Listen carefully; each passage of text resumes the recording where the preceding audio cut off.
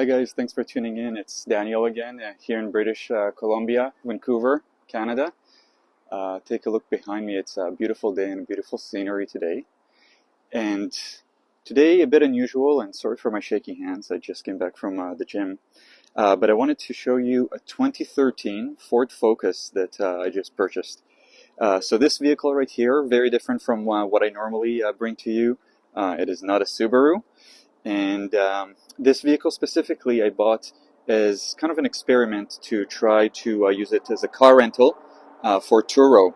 Those of you who are familiar will know that Turo is a platform. I know for sure in North America, I'm not sure about international, but Turo allows people to rent out their own cars and in turn for people to rent out private cars instead of going through the large companies like Enterprise and Hertz and those. So one of the advantages, as they say, you get to skip the rental counter. So you pick up these cars pretty much from people's homes. So it's more like an Airbnb, but for your car. Now, see what happens with buying a car like this. I don't have a kid and there's no princess on board, but the car does say so. When you're buying cars privately, you'll always find different things like that, and I'm still in the process of cleaning up the car and preparing it and getting it ready for the rental. So that's what it's like right now. Now, but the purpose of this video is part, if anyone is curious, to go over this process and kind of document my own journey, let's say, with this car and how it might do on Turo. And second, also just to review this 2013 Ford Focus. So with Turo, I don't yet have any experience, so this is the very first one. I wanted to, of course, keep finances in mind, so I wanted to pick up a cheaper car. And from my research, this is what I found. I found Ford Focuses go for not too much money compared to their equivalents. Let's say a Toyota Corolla of the same year, or even a Subaru Impreza. That's and I'm so comfortable with Subarus, so that's what I first looked at. Those would go for probably twice as much money, or almost twice. This car right here, I was able to pick up after some negotiation for under $5,000, and that's even after the tax that we get charged here in British Columbia. Yes, there's a tax on used cars here. But anyways, it was $5,000, and that's Canadian. So if you're in the U.S., this will really sound like a steal. It's under $4,000 for you in the U.S. And I picked up this car because I can see from online, at least from my research, that it's got good fuel economy. I like the spaciousness in it, even in the back, even though it seems a little small. The back here, and I'll go to a different view. There we go. You can see in the back here, it's it may look a little tight, but the cutouts here are pretty good for the knees, and so when you're actually sitting down, you're fairly comfortable. And the recline here of the seats, it's not much, but I would say it's pretty much just as good as let's say like a Tesla Model 3. I always use those because I'm used to being kind of in the back of them on Ubers and taxis, and they're not that comfortable, the Tesla Model 3s. But anyways, this is at least as comfortable, so I figured it will be okay for anyone riding in the back. And the front is actually fairly spacious and comfortable and modern. And that's the nice thing with Ford Focuses. They do depreciate quite a bit, at least here in Canada. And maybe it's particular to BC, to British Columbia, but here in Vancouver, they all seem to go for less than others. But it's a way for me, and maybe for you, to get something like a 2014 vehicle, a more modern car. And you can tell that it is with some of the gadgets that it's got, and just the way that it works. There is some smoothness about it and some quickness to components that you can see are more modern. So the car has higher mileage, I guess. It's 188,000 kilometers. In miles, that's about 115 or 120, so maybe not too bad. And online, if you're looking at reviews, and you'll see that there is a lot of divisiveness. Some people, not many, but some, do show that they, or say that they have had the car for quite a while, and these last for 200,000 miles and 300,000 kilometers and stuff like that. And others say that they have transmission issues and they die by 100,000 kilometers. This car is at 188, so it's past that.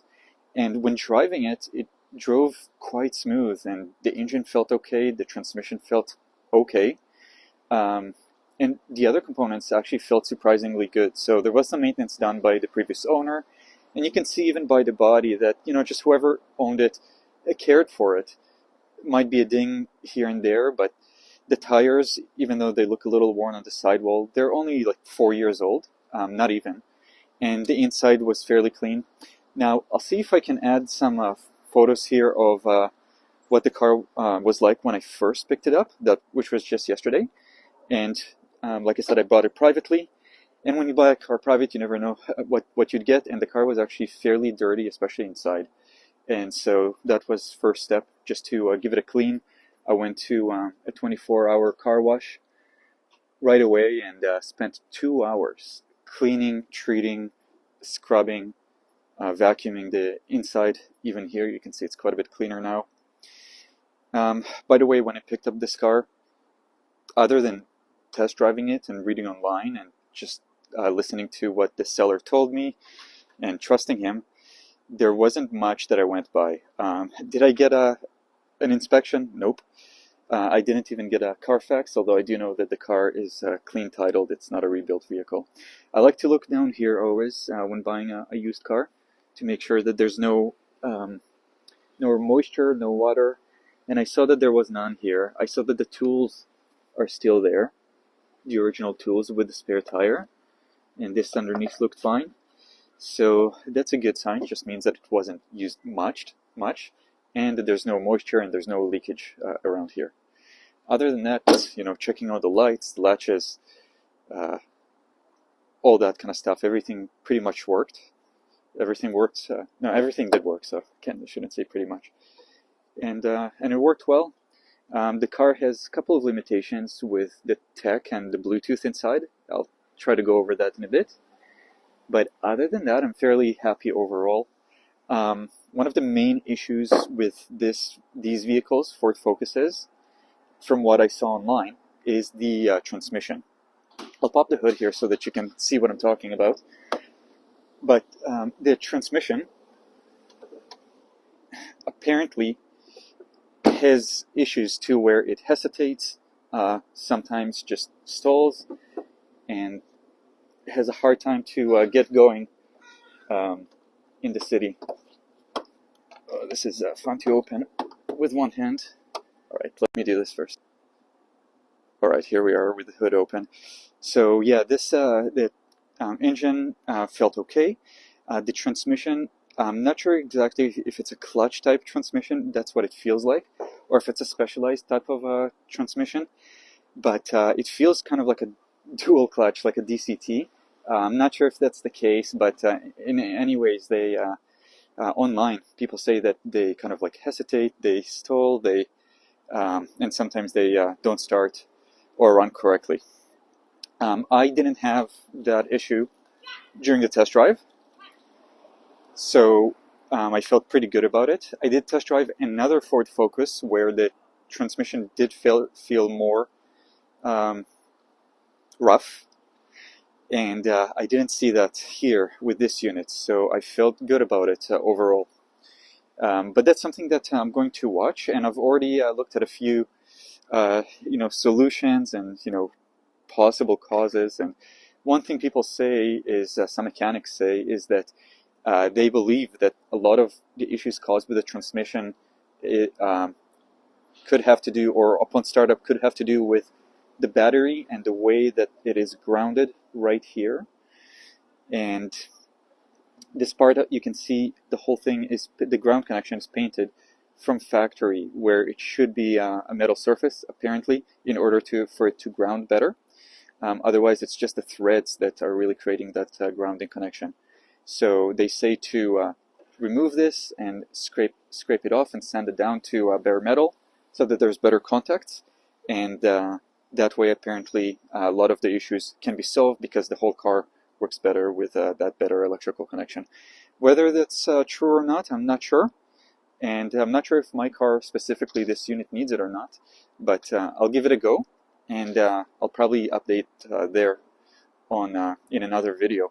But so far I'm happy with the car. The fuel economy so far seems pretty good, and to that point, another usage of this car is, as you know, I have a WRX, so this could also be, I have the Subaru WRX, which is very bad on gas, and so this as a second car would be a great choice to save on fuel. For my calculations, if I were to drive this car instead of the WRX, I would save exactly 50% of fuel per month. So as you can see, that's really great saving, because this car takes regular fuel 87, whereas I put premium gas in the WRX, and the fuel economy is also significantly not as good as this car. I just want to show it to you from the inside.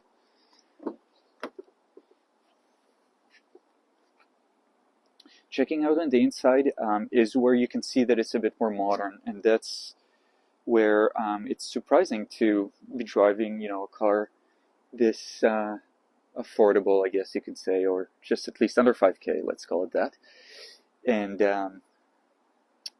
for it to be so nice and modern. So you can see inside, it's got power, everything. It does have Bluetooth. It's got some voice commands, nice controls for the phone, volume. All of this is a more modern design. The screen here, it's a bit convoluted, but it's not too bad. The screens here are color, and the illumination here is pretty nice. I don't want to turn it on right now because it will connect to my Bluetooth. But overall, you can see it's a nice, clean, modern design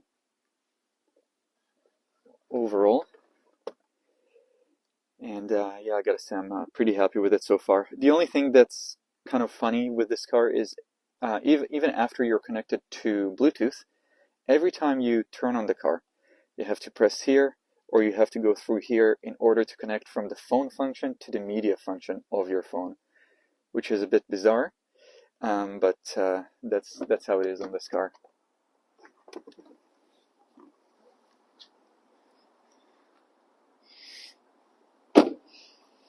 The trunk space, as I showed before, is also a plus, and the fact that it's a hatchback I also really liked overall for using in Vancouver. As you can see, we have some pretty tight streets. These aren't too tight, but most of them are. So anyways, really good for the city, good for Vancouver, and easier to park, especially for someone that's not familiar with the car, if and when I do put it on Turo and rent it out. And I hope you've enjoyed the review. I'll give you updates here as it goes on Turo and how that works, or if it doesn't work out. I'll let you know my opinions of the car as we go. And let me know if you want to see anything else, if you want to see a driving review of this car. If you have a Ford Focus, or if you had one, was your experience good or was your experience bad? Let me know, and I'll see you in the next one. Cheers.